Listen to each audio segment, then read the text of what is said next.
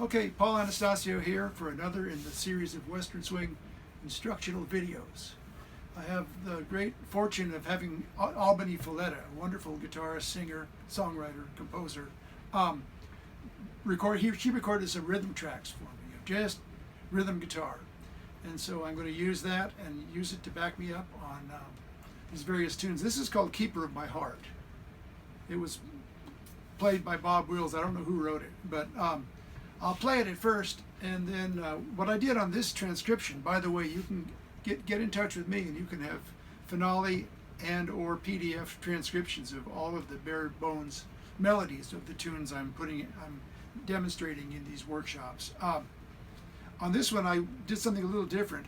I wrote up a kind of a improvisation-esque thing. The second four lines of this are I jazzed up the melody a little bit. So first I'll play it straight, and then I'll play.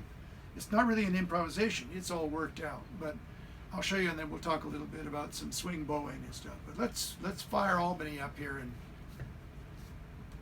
here you go. Okay. All right. This is Keeper of My Heart in the key of G. 1, 2, 1, 2, 3, 4.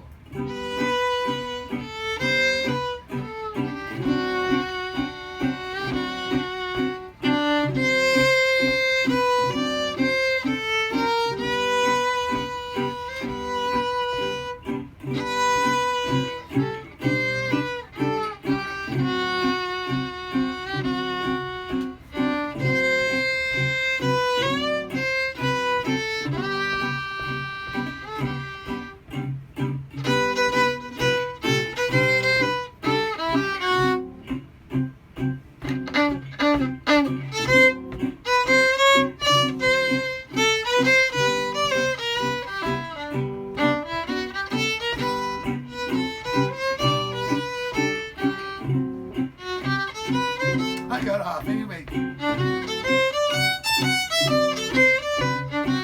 Maybe she'll play it one more time and I'll try to get it right.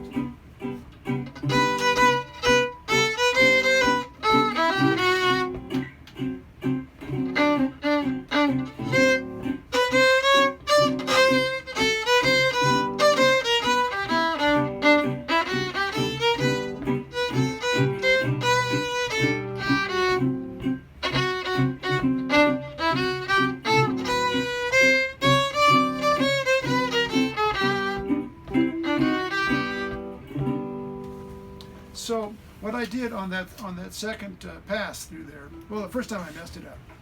In the interest of shooting a bunch of videos, I'm not going to go back and fix every little mistake. Otherwise, we'd be here all day. Anyway, what I did, instead of the melody going, I added some notes. I did what's called iterating. Iteration is when you repeat a melody note. So instead of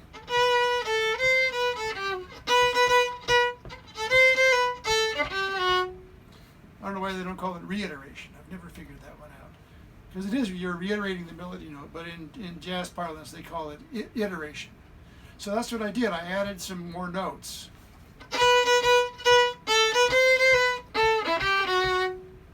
Now I could play that with what we would call a saw stroke. This kind of pseudo improvised chorus would sound like this with the saw stroke. See?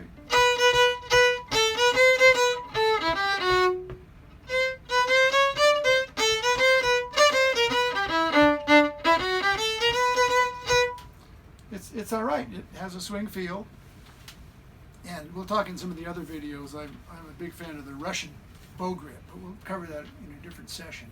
Anyway, when I have eighth notes and I want to make the thing swing, I can use an offbeat bowing. I mentioned in an earlier video.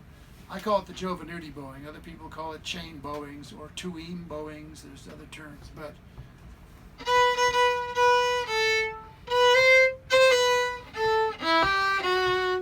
when you have two different notes, you got an eighth note on the and of one, or the and of two, and of three, or and of four, and it goes to a different note. You can make a two-note slur.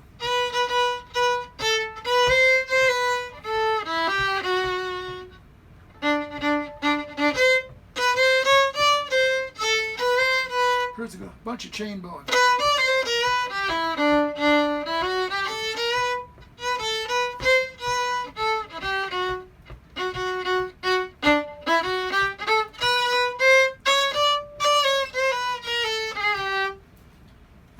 use that, I'll play scales or arpeggiated chords, and I will oftentimes double the notes. In other words, for playing a G arpeggio, instead of just going, I'm going to play 2 of each note, and watch what I'm going to do in the bow. I'm going to start a single down, and I'm going to slur. These are pairs, a chain of 2-note slurs.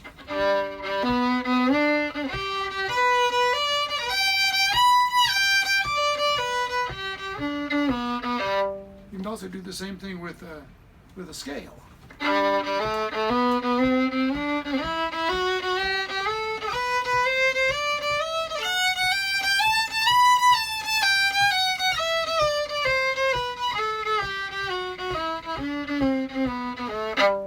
So I'll play that little pseudo improvised chorus there one more time, and you'll note that I'm going to do a lot of those slurs from the ands, and of 1, and of 2, and of 3, or and of 4.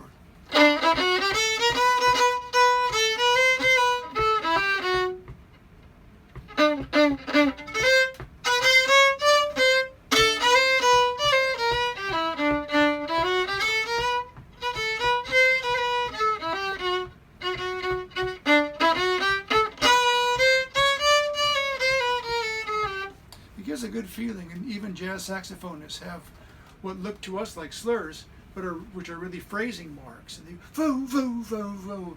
It really gives it a jazzy kind of a feel. A lot of old-time players use that too. Some of the Bruce Malskys and monsters of old-time playing. You'd be surprised how many of those pairs are slurred. It doesn't sound quite the same. It's not being given a jazz feel. It's given an old-time feel. But anyway, so we'll talk about this in a lot of the other videos. And don't forget to get in touch with me, and I can get you PDF and or Finale files. You can download Finale Notepad from makemusic.com, and you'll be able to hear the notes on the sheet music. It might be a good thing to do, and it's free. So we'll see you on the next video.